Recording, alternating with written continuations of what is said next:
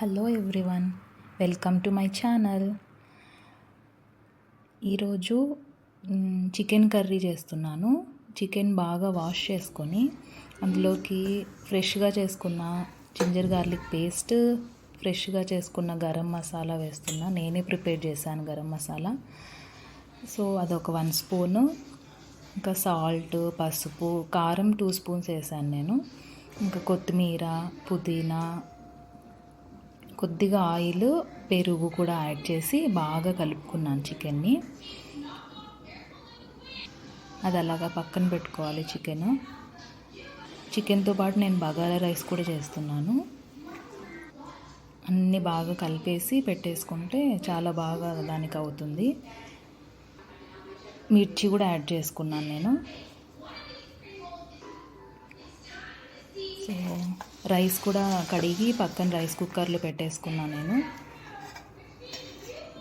కొంచెం మీ ఇష్టం, oil add చేస్తే చేయండి, లేదంటే లేదు, మీ ఆప్షను.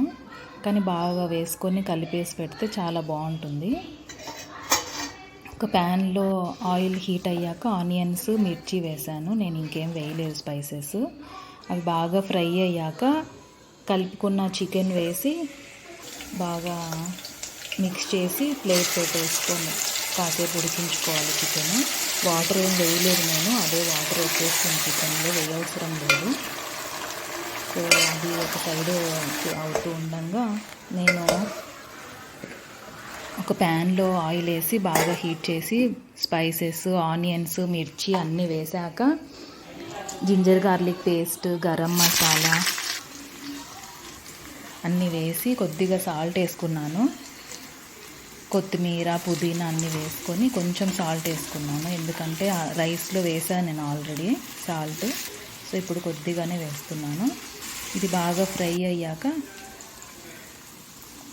రైస్లో వేయాలి. చికెన్లో చూడండి వాటర్ ఇట్లా వచ్చేసింది మొత్తం. మనం వాటర్ యాడ్ చేయకపోయినా మంచిగా వాటర్ వచ్చేసింది. బాగా కలిపేసుకొని పెట్టుకోవాలి. ఇది ఆనియన్స్ అంతా ఫ్రై అయ్యాక రైస్లో కలిపేసుకుంటున్నాను నేను. రైస్ కుక్కర్లో మూత పెట్టేసుకొని